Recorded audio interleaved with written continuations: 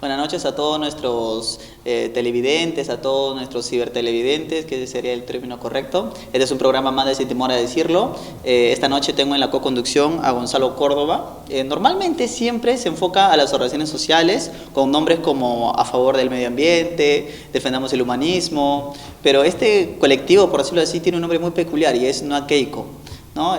Para los que siguen un poco la campaña, Noa Keiko fue un colectivo que escuché por primera vez en el 2011, cuya convocatoria es más o igual a la convocada por la ley Pulpín. Fue una convocatoria masiva donde unieron muchísimos colectivos que defienden también los recuerdos, porque recordar es el respeto, ¿no? Un acto de justicia es el de no olvidar, eso decía Herodoto. Bien, entonces Gonzalo Córdoba, hoy día vamos a explicar acerca sobre las actividades del colectivo, cómo están funcionando, cuál es la estrategia y todo. Bienvenido, Gonzalo, buenas noches. Buenas noches, Hernán, gracias por la invitación. Gonzalo, no había escuchado del colectivo desde la campaña presidencial pasada, donde era necesario, de alguna manera, hacer una anticampaña de una candidata pues que representaba la época más triste, ¿no? Donde dejaron de ver empresas peruanas, donde tenías que pasar por la salita del cine si querías tener una estabilidad tributaria, donde hubo muertes, masacres, donde se perdió muchos millones de dólares, y con una candidata que hoy en día regresa con la misma propuesta, regresa con la misma estrategia, ¿no? ¿Qué opinión te merece eso, Gonzalo? Sí, pues para la campaña pasada fue necesario eso, ¿no? El Noa Keiko finalmente dejó de ser simplemente un colectivo y se convirtió en una voz que aglutinó a muchos colectivos, que aglutinó a mucha gente que compartía el mismo sentir. Rechazo al fujimorismo, a la candidatura, a lo que representaba y representa la candidatura de Keiko Fujimori, y también por una cuestión de memoria, ¿no? No podríamos honrar la memoria de quienes cayeron a manos del fujimontesinismo, teniendo electa a Keiko Fujimori, que lo primero que va a hacer al ser electa pues es sacar al padre de la cárcel y que vuelva a armarse toda esa mafia en el poder, ¿no? Por eso es que surge aquel año Noa Keiko, y bueno, nosotros hemos seguido como colectivo igual haciendo actividades.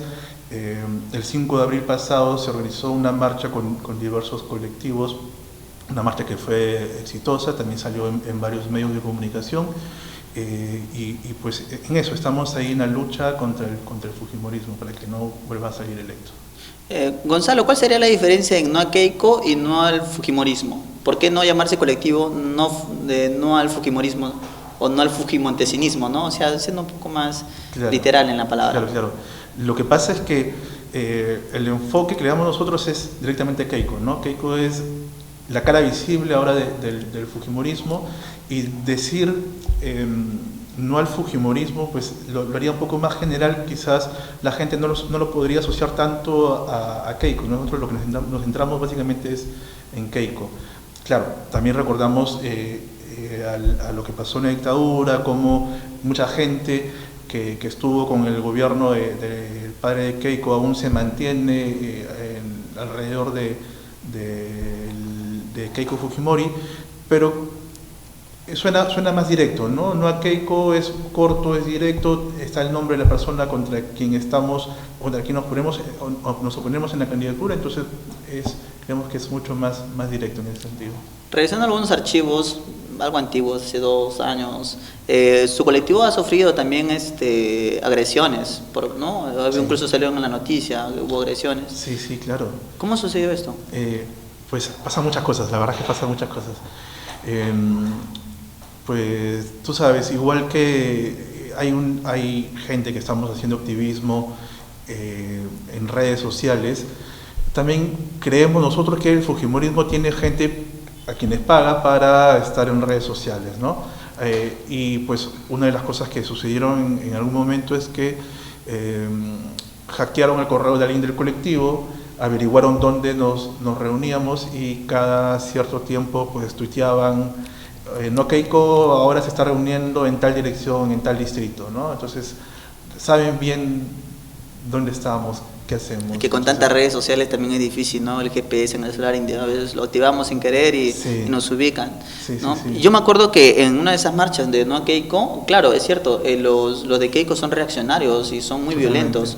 En la Plaza de San Martín, al dar la vuelta, me acuerdo que se encontró un grupo, un tumulto, no necesariamente de los de No a Keiko. Yo me acuerdo que en las convocatorias que ustedes realizaban estaba el Centro Federado de la Vía Real, San Marcos, Cantuta, diferentes colectivos, organizaciones. O sea, fue una conmemoratura bien grande, y sí es cierto, o sea, son bien violentos los que apoyan a Keiko Fujimori, los fujimoristas en pocas palabras. Sí, justo ayer nos reuníamos con otros amigos, otros colectivos, y recordando un poco lo que había sido la campaña pasada, comentaban que cuando habían asistido a algunos espacios para hacer actividades, piquetes, mencionaban que habían tenido esos problemas, pues, ¿no? Que habían un poco de violencia verbal, por suerte no llegó a ser físico, pero sí fueron agredidos, pues, ¿no?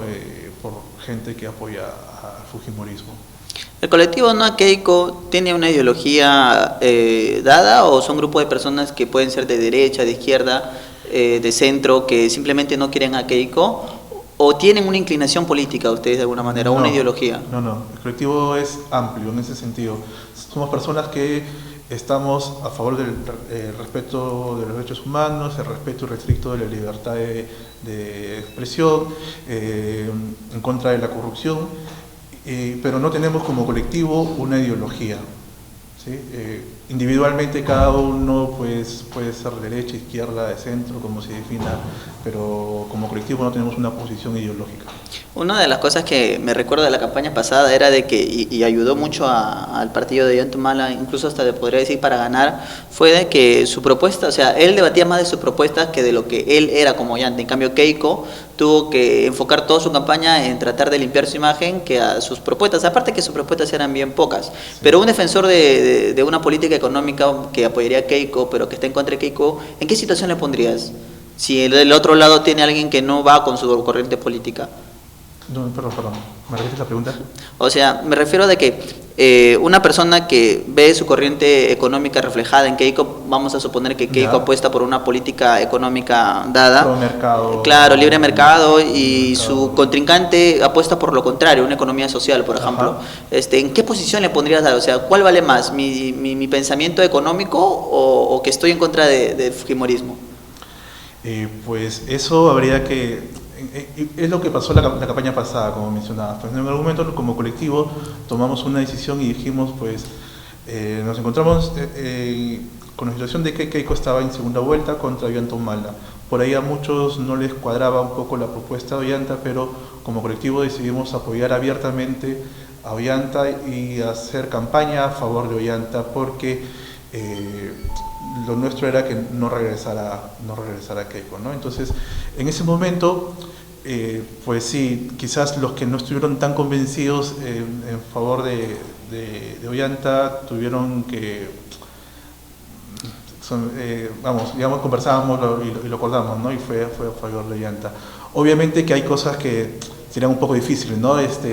Imaginas una segunda vuelta Keiko-Alan.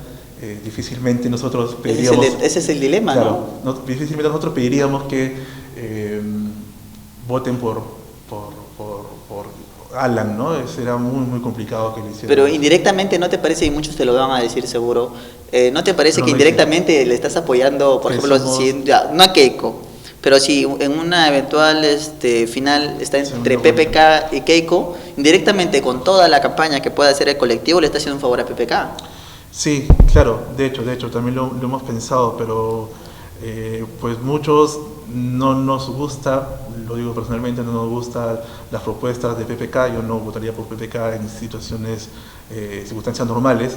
Justo ayer, hace unos días, publiqué algo en mi Facebook al respecto sobre una noticia pasada, la campaña pasada sobre PPK, que quería hacer recortes en cuanto al tema de vacaciones, y pues porque obviamente yo no votaría por PPK, pero en algún momento quizás nos tendremos que enfrentar a esta situación y tener que elegir, ¿no?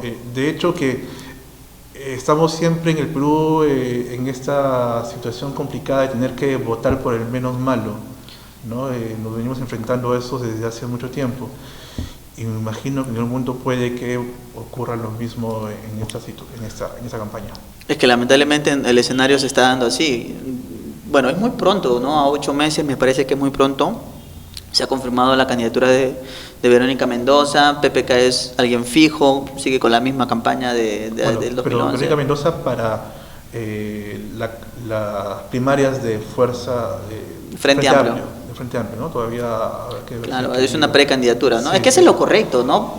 Ya desde antemano se sabe que Toledo va a ir por Perú Posible. De antemano se sabe que PPK es PPK, si su partido es PPK. Keiko, Alan, claro, porque en verdad no hay partidos políticos, ¿no? No hay partidos que estén constituidos, que sean sólidos, que tengan bases, que la base se sienta representada por los líderes, sino que hay caudillismo, que es lo que siempre ha habido en nuestro país, no hay partidos. Y eso es lo que aprovechó Fujimori, la crisis de los partidos, para llegar al poder en los 90, ¿no? Como colectivo, cuando iniciaron, ¿cuántos eran más o menos?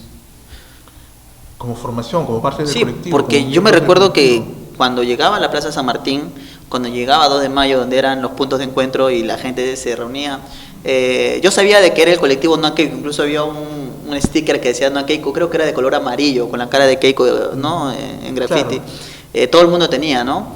Pero no me acuerdo haber visto, o sea, los que lideraban, porque ustedes son del colectivo No a Keiko, era la convocatoria que ustedes realizaban a través de las redes.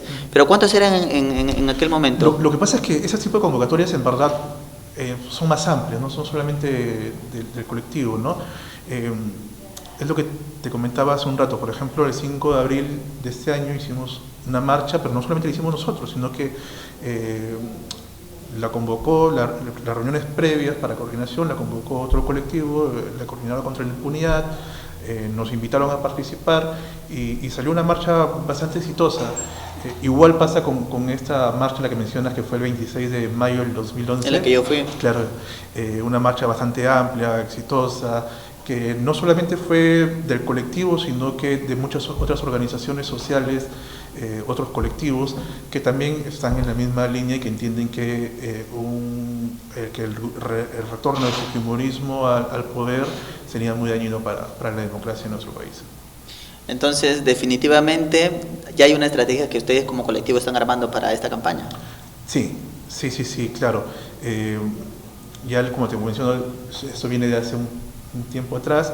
Estamos ahora mismo consolidando el equipo que tenemos ahora, y estamos conversando, teniendo reuniones con otros colectivos para empezar ya acciones pronto.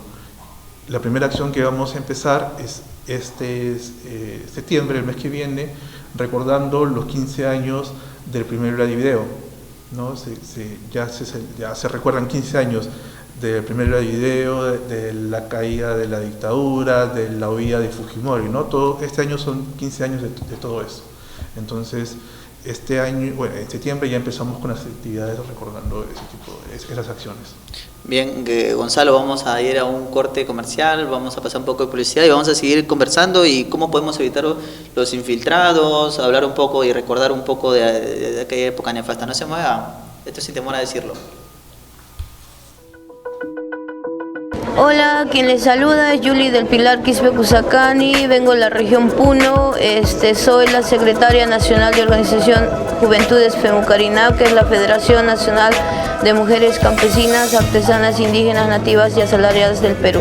Desde ya envío un saludo cordial a todos mis hermanos y hermanas de Lima y de todos los que nos están viendo el día de hoy, y sobre todo a la Casa de la Constitución, que viene generando este espacio para la renovación de formación de cuadros y futuros líderes, y también pues lo que es la mira de todos y de todas es el tema sobre todo de una nueva constitución, para que en sí ya no exista ni desigualdades, ni discriminación, y que todos tengamos una vida digna desde la infancia hasta nuestros hermanos de los adultos mayores.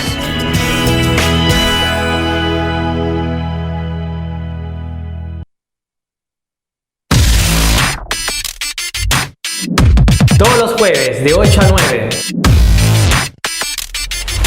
La opinión de las y los jóvenes.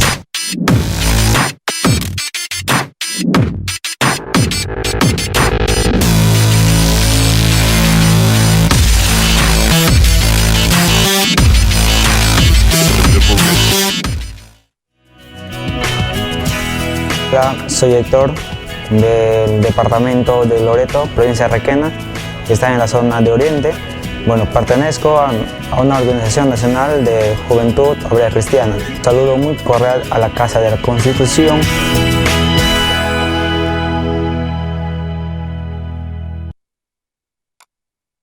Hola, soy Jonathan Condeso y hoy quiero contarte lo importante que es tu participación en la política.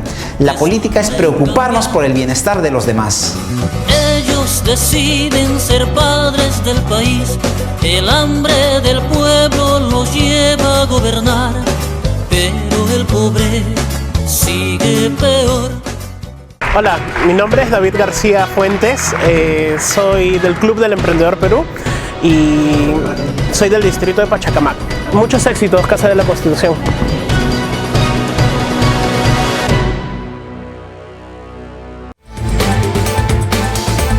Desde la Casa de la Constitución llega su programa Líder Acción.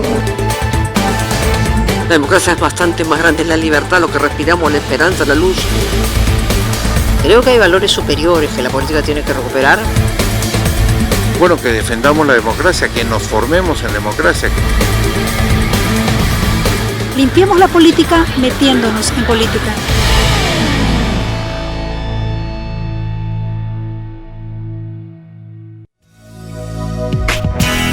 Mi nombre es Cindy Grisel Príncipe Ildefonso.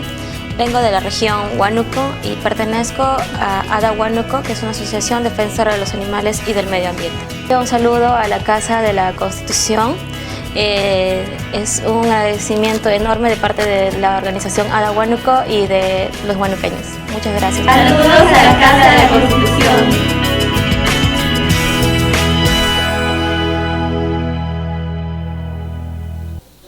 Buenas noches, seguimos en su programa Sin Temor a Decirlo, por el canal de la Casa de la Constitución, un canal independiente, un canal libre donde podemos conversar de todos los temas.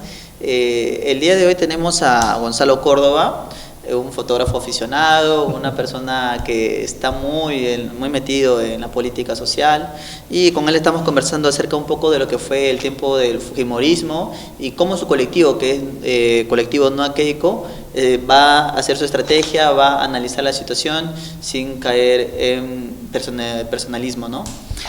Conversamos acerca sobre cómo es posible de que sobre los Vladivideos, ¿no? Es increíble, ¿no? Porque en muchos países que tienen memoria y que la sociedad juega un papel predominante, por ejemplo en España, siempre hablan sobre lo que fue la época de Franco, sobre si la época de Franco fue buena, mala, sobre las estatuas, incluso hay leyes, y se conmemora el Día de los Fallecidos, sobre la Guerra Civil. En todos los países se da acá eso. cerca nomás en Chile, en Argentina también se maneja y se trabaja muy bien el tema de memoria, ¿no? Claro, pero lamentablemente, a pesar de todos los medios de comunicación, el joven se entera de lo que fue la época fujimorista, el golpe de Estado, a través de videos de internet. Y como los chicos normalmente la política no les llama la atención, normalmente no buscan o buscan su música coreana y todas estas cosas, pero no están muy conectados. Y ahí entran el tema de los colectivos que van por esa línea, cómo poder hacer recordar, cómo poder contribuir. En San Marcos y en Cantuta hace poco se dio un fórum donde pasaron los videos sobre aquel golpe de Estado. Los canales también son pocos. El último periodista que conocí que transmitió sobre el tema de golpe de Estado como acontecimiento que debería tratarse fue César Hildebrand. Pero de ahí ningún canal de televisión lo ve de ese modo, incluso les traen como entrevistados y como fuera la última chupada de mango. ¿Cómo hacer como colectivo contra todo esto que es medios de comunicación imparciales? ¿Cómo hacer ¿Cómo hacer? ¿Cómo como colectivos se enfrentan ante este monstruo que son los medios de comunicación?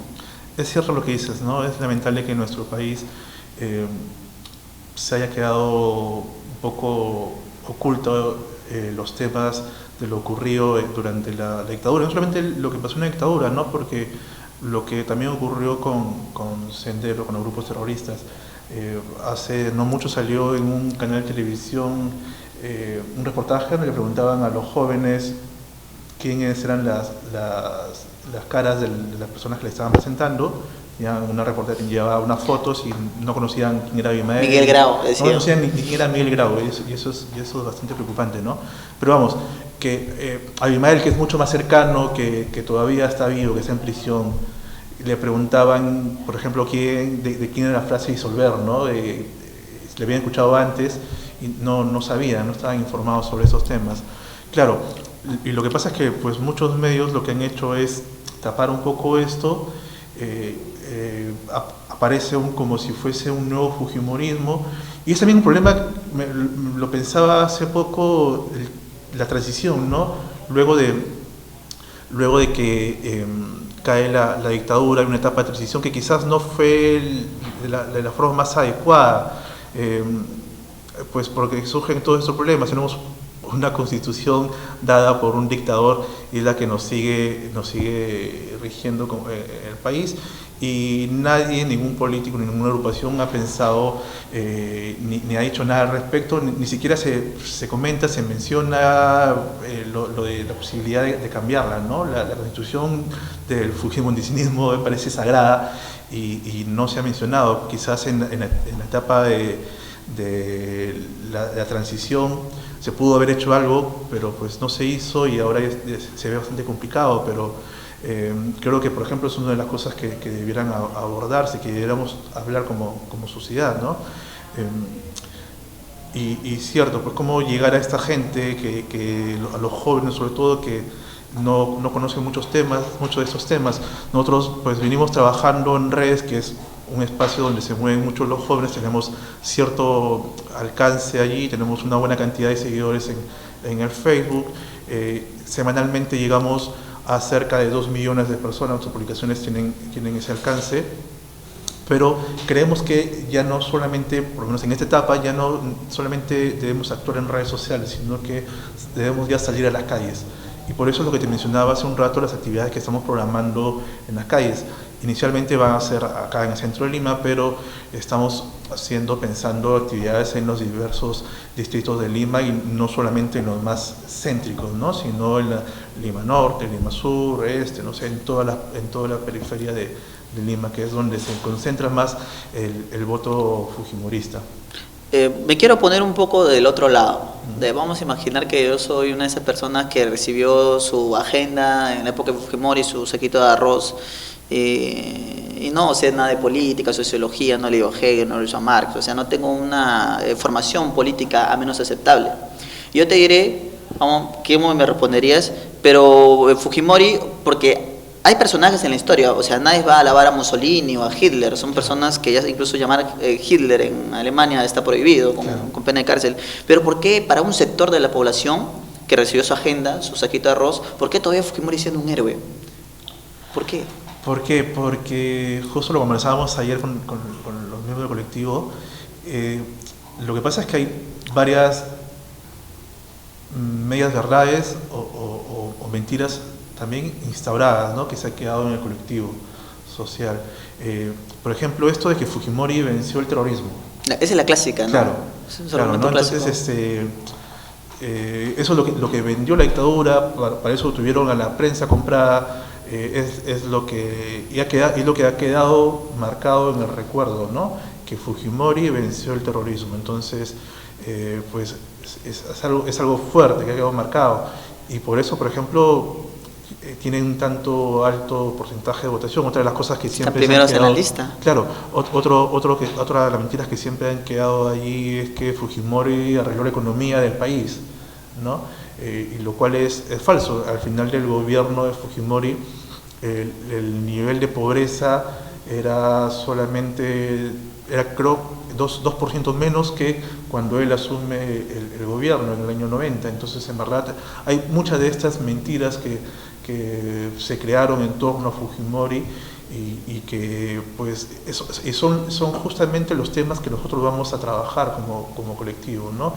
Cuando vayamos a estos espacios son justo los temas que vamos a tratar de conversar con la gente, de hacer exposiciones, actividades respecto a estos temas para hacer ver que en verdad lo que los fujimoristas dicen que Fujimori hizo no es tan cierto, ¿no?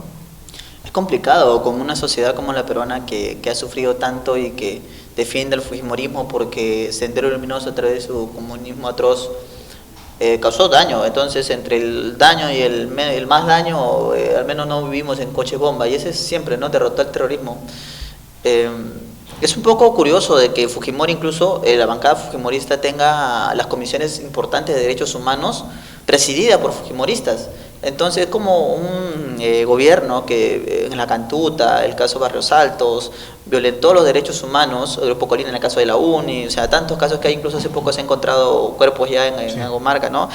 ¿Cómo podemos hacer nosotros para hacerles entender, o sea, esta gente, estos políticos fujimoristas, cómo crees tú que sobreviven el tiempo? ¿Cómo hacemos nosotros para de alguna manera que dejen de tener representación? El APRA, por ejemplo, está perdiendo mucha representación. Los casos de corrupción, la gente ya no confía mucho en el APRA. Incluso creo que el APRA es el partido de menos, pero esos 3 congresistas que tienen, o 4 congresistas que tiene el APRA, valen por 200, o sea, son políticos.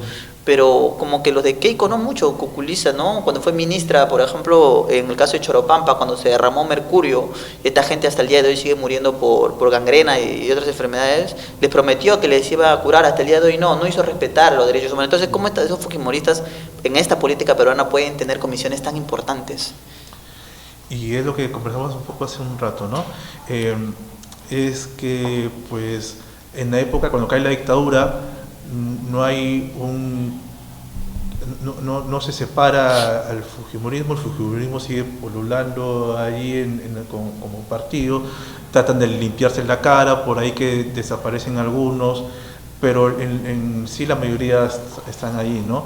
Y claro, y si hay mucha gente que tiene mucho creído esas mentiras, creen que votar por Fujimori, por una Fujimori, en este caso por Keiko, es otra vez que haya otra vez orden en el país, en el supuesto orden que puso Fujimori, que haya otra vez seguridad, porque claro, si Fujimori venció al terrorismo, pues la hija también va a poder luchar contra la delincuencia, que en teoría es mucho más sencillo.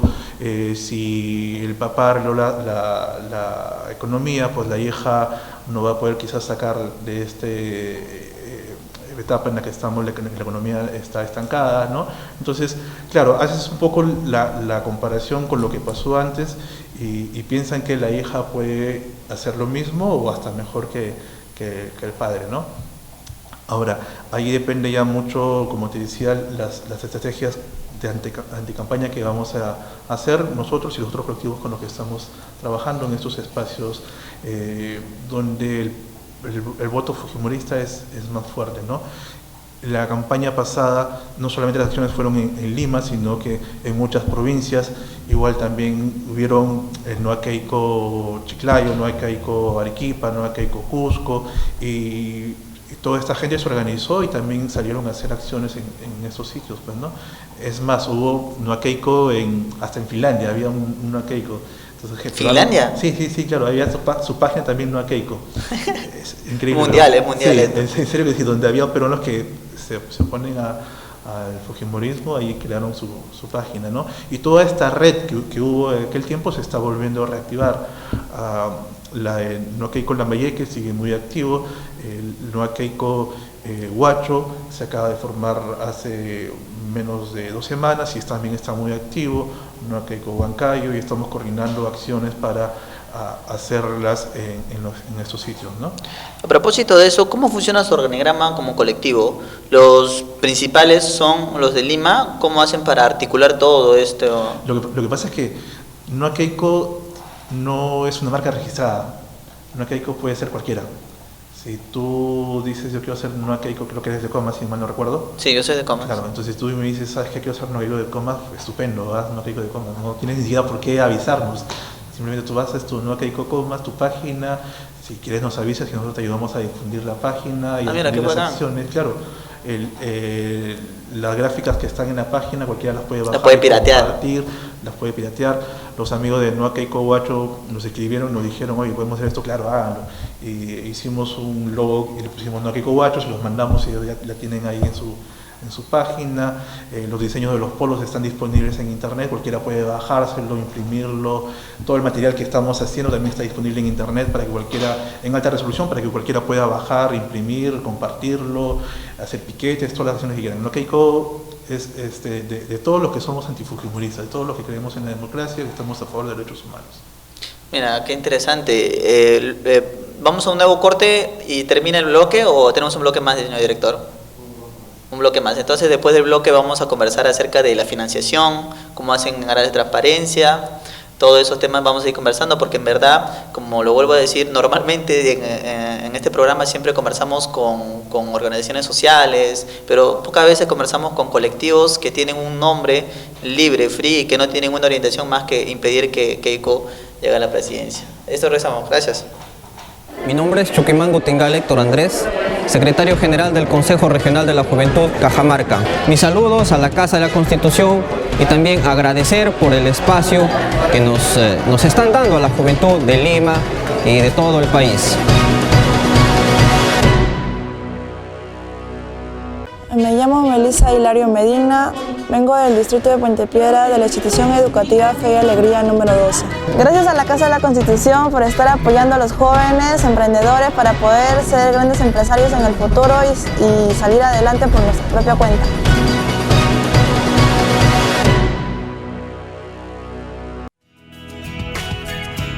Soy Manuel Chogelada Wincho, soy del departamento de Huancavelica. En este caso vengo representando al Consejo Provincial de la Juventud de Huancavelica. De la misma forma, saludar a la Casa de la Constitución por esta participación del cual está apoyando a todos los jóvenes del país y asimismo a CONADES.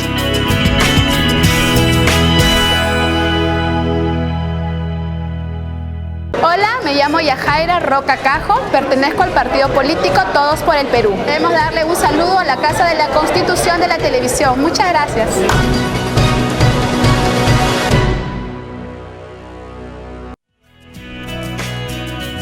Mi nombre es Rubén Marino Quintes Sáenz, vengo del departamento de Huancavelica en representación a la Asociación de Estudiantes de ANJAPA. Quiero agradecer y saludar a la Casa de la Constitución por esta entrevista y es felicitable esta tarea y esta labor que están realizando.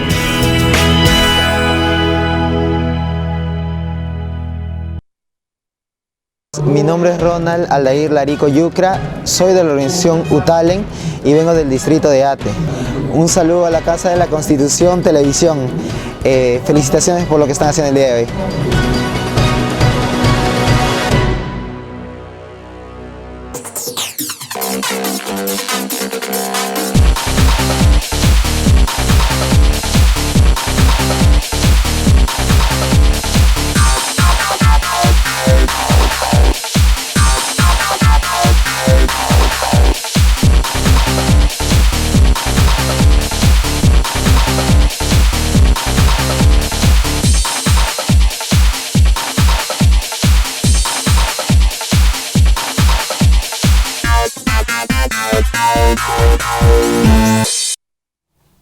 Bien, y seguimos en un programa más de Sin Temor a Decirlo, tratando de darle un enfoque distinto, un programa que trata de entrevistar a esos personajes, a esas personas que hacen incidencia política, pero que los medios de comunicación masivos no le dan, un espacio joven, ¿no? Y esta noche tenemos a Gonzalo Córdoba, él pertenece al colectivo No Keiko, es la primera vez que tenemos a un colectivo que no esté desde el lado de las políticas sociales, sino de una política de recuerdo, así podríamos denominarlo, ¿no?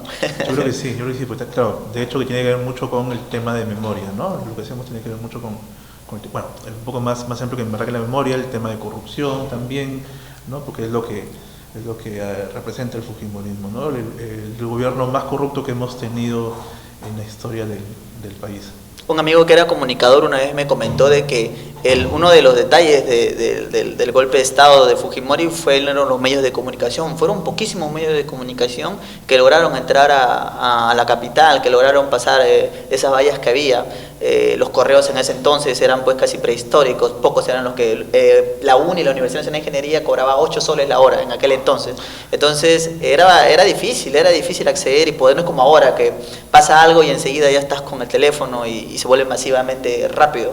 Y hay poco archivo, o sea, hay archivo pero hay poco. Por ejemplo, no vemos cuando cierran el colegio de abogados, solo vemos al decano gritando, déjenme entrar, pero no vemos lo que está pasando dentro del colegio de abogados, no vemos lo que pasa dentro de los partidos políticos, las instituciones, los ministerios, los congresistas, que muchos de ellos... Entonces, lamentablemente siempre los fujimoristas se basan en que pruébamelo. Y lamentablemente pruebas tenemos pocas. Y cuando salió los Vladivideos fue que en la red eran largotes, ¿no? Eran unas reuniones pues narcisas largas. Se querían mucho Montesinos. Entonces, yo veo ahora que los jóvenes, a través de teatro, a través de políticas sociales, a través de esto, está generando una nueva conciencia, tal vez moderna, por decirlo así. Pero ¿cómo hacer de que esas imágenes se vean representadas? ¿Cómo hacer, por ejemplo, que sea visto como tiene que ser visto? Porque cuando tú le dices a alguien que no sabe del tema, oye, pero mira, acá Fujimori se está cerrando, está derogando, pero era necesario, los congresistas no se ponían de acuerdo para promover una ley, yo no le veo nada de malo a esa imagen, de ser derogar, y si no son muy demócratas, poco les importa. ¿Cómo combatir con esas ideas? Claro, por ejemplo, el tema de lo que mencionas, del golpe de Estado, hay mucha gente que te dice, claro, mucha gente nos escribe en la página a veces diciéndonos, yo soy antifujimorista, pero creo que el golpe de Estado era necesario, ¿no? Y claro, pero si caes un poco en cuenta lo que en verdad pasó después del golpe de Estado, toda la corrupción que pudimos ver a raíz de los Vladivideos y que ya sabíamos que existía, pero que no teníamos, como mencionas, las pruebas fehacientes, pues todo esto se origina a raíz del golpe de Estado, ¿no? Acaparan los medios de comunicación, acaparan el Poder Judicial, el Ministerio Público, no había independencia, no hubo independencia de los poderes. Entonces, todo eso se origina a raíz del golpe de Estado, ¿no? Entonces, explicar un poco eso, ¿no? Explicar un poco eso, que a raíz de que del golpe de Estado se suscitaron todas estas acciones y que eso finalmente desembocó en el gobierno más corrupto que ha habido en el país. Hombre, se desaparecieron del erario nacional 6.000 millones de soles. Es increíble que haya pasado esto y que quienes estuvieron en ese gobierno, Keiko fue primera dama de Alberto Fujimori, Keiko dejó a la mamá de lado para irse con el papá, la mamá que había denunciado el robo de las ropas donadas por el Japón, el que había tenido problemas denunciado las torturas que había tenido en el CIN. Keiko pues no le hizo caso, eso fue con el padre, siendo bastante mayor y consciente de lo que estaba ocurriendo, lo que había ocurrido con su mamá y lo que ocurría en el país. Fue parte de este gobierno, ¿no? Es curioso que durante el juicio a Fujimori, no recuerdo si creo que es Ronald Gamarra quien le hace una pregunta respecto a que cómo podía ser posible de que él no estuviera informado de lo que estaba ocurriendo, por ejemplo, con el Grupo Colina, si esa noticia la publicó Caretas, ¿no? Y Fujimori, un poco para salir de esa pregunta, responde que él en ese tiempo no leía Caretas, ¿no? Es increíble este tipo de respuestas con tal cinismo, ¿no? Era evidente lo que ocurría en aquel tiempo, todo el mundo lo sabía, todo el mundo sabía que el Grupo Colina estaba desapareciendo gente. Martín Rivas lo dijo, ¿no? Claro. El presidente lo sabía todo. Claro.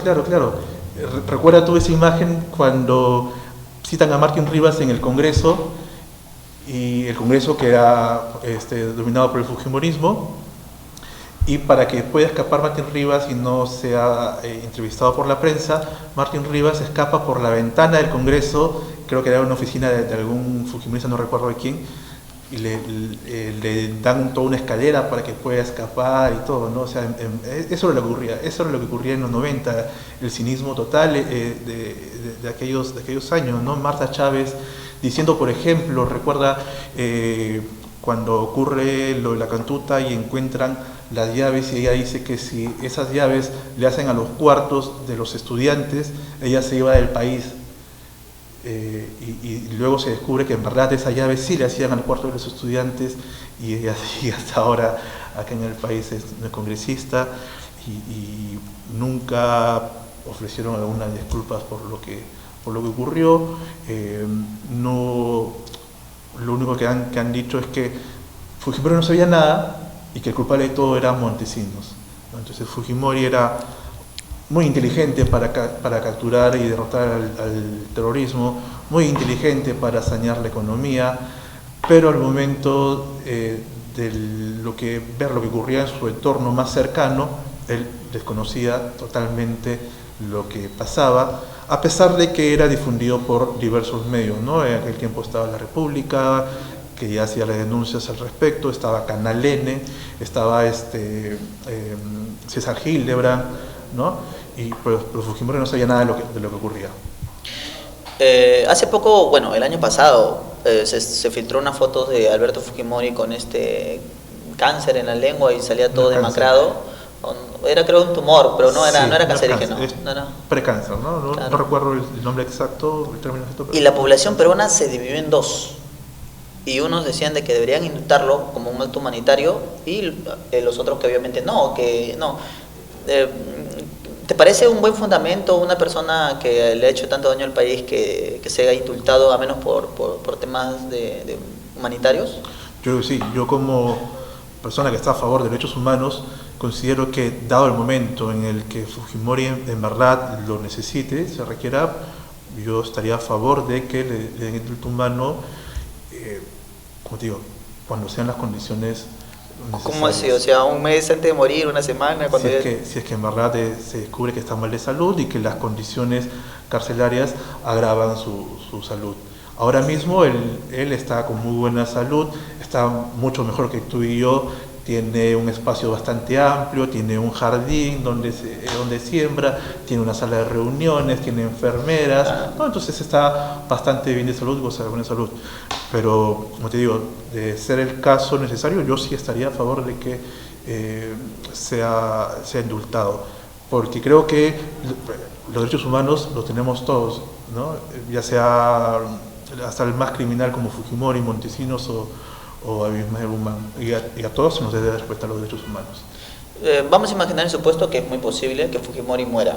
¿Tú crees que cambie en algo el Fujimorismo? ¿Va a desaparecer? ¿Crees que lo idolatren como una especie de semidios? Yo creo que sí. Yo creo que sí. Si llega a morir en prisión, yo creo que sí.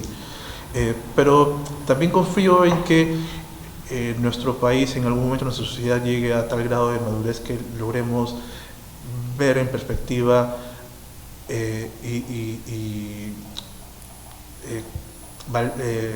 valorar lo que en verdad fue el gobierno de Fujimori, todas las atrocidades que ocurrieron en aquel tiempo, ¿no? Y eso es un poco el trabajo que nos toca, ¿no?, a Keiko y otras organizaciones sociales que estamos en pos de eso, ¿no? Y a los mismos partidos políticos, espero que en algún momento pues tengamos partidos en verdad sólidos, importantes, representativos, que no tengan temor de decir que el fujimorismo fue una dictadura, ¿no?, como ahora pues no lo hacen, o que los mismos medios de comunicación, ¿no? Entonces espero, imagino que en algún momento puede ocurrir esto. Entonces Fujimori, si llega a morir en la cárcel, ¿el fujimorismo va a ser igual? O posiblemente lo idolatren, le hagan una calle con su nombre. Es muy posible. Verdad que Fujimorismo tiene muchísimo poder en los medios de comunicación y en el sector empresarial. ¿Tú crees que qué filtros se podría utilizar para que este tipo de congresistas que son fujimoristas ya no vuelvan a tener esa? Porque siempre son los mismos: Keiko, Marta Chávez, Cuculiza, bueno, Luis Iberico ya no está, ahora se ha subido al tren. Entonces, ¿cómo crees tú que podremos también hacer con los candidatos? Porque centrar toda la energía no a Keiko, también o sea, hay otros personajes tan siniestros como lo que fue Fujimori, que sin ellos no hubiera sido posible todo lo que hizo Fujimori. Sin Montesinos no hubiera pasado lo que pasó. Ese hombre era audaz. Sin Cuculiza no hubiera pasado eso, sin Marta Chávez no hubiera pasado eso. O sea, son personas clave. Y además, por ejemplo, el APRA también ayudó a que Fujimori llegara. El APRA en el 90, el 91 coordinaba. ¿Recuerdas? Hay un video en el que se escucha conversando por teléfono a Jorge del Castillo con Alan García y le dice a Alan, bueno, conversa con el fujimorismo para que a mí me libren de los cargos, ¿no? Entonces, el APRA es aliado del fujimorismo. Fujimorismo fue cogobierno en el periodo pasado de Alan García, ¿no? Entonces, sí, pues de hecho que es un tanto complicado. Nosotros tenemos como mira el fujimorismo porque dentro del espectro político consideramos que es de lo peor que le ha podido pasar al país, pero también, claro, está el APRA, están otros partidos más. Pues yo lo puedo decir con mucha tranquilidad. Por ejemplo, me preocupa mucho también Acuña, me preocupa mucho lo que pasa en el Callao con esos partidos políticos liderados por Sotomayor, Curi. Claro, Curi se va a presentar para congresista con Alan, ¿no? Entonces, en verdad, es un poco más amplio lo que debemos hacer, pero pues nosotros lo que hacemos es centrarnos en el mal mayor, en que nosotros consideramos el mal mayor. Hay otros colectivos, hay otros movimientos que también están trabajando otros temas que ya también creo yo van a ser importantes para esto, pero nosotros en sí, como te menciono, estamos centrados en el fujimorismo. Bien, gracias Gonzalo. El tiempo siempre es cruel, tú sabes. Me ha encantado la conversación de esta noche, gracias por la oportunidad de poder conversar contigo. Y unas palabras finales para que se unan al colectivo. Bien, pues invito a todos tus seguidores, a todos tus televidentes o la gente que nos está viendo a través del streaming, que visiten la página noakeiko, facebook.com/noakeiko, la página web noakeiko.pe, y los invito también a la actividad que va a haber, la primera actividad que estamos programando en la Plaza Bélgica el día domingo 12 de septiembre, para recordar lo que fue el primer Vela di Video y además la caída de la dictadura fujimontesista. Bien, gracias Gonzalo, ha sido un gusto y este ha sido un programa más de Sin Temor a Decirlo. La próxima semana vamos a tener una víctima de la cantuta y ojalá que se dé la entrevista. Gracias a todos los que nos han visto. Este fue un programa más de Sin Temor a Decirlo. Vaya amor. Bien, Gonzalo. Hola, quien les saluda es Yuli del Pilar Quispe Cusacani, vengo de la región Puno, soy la secretaria nacional de Organización Juventudes Pemucarinao, que es la Federación Nacional de Mujeres Campesinas, Artesanas, Indígenas, Nativas y Asalariadas del Perú.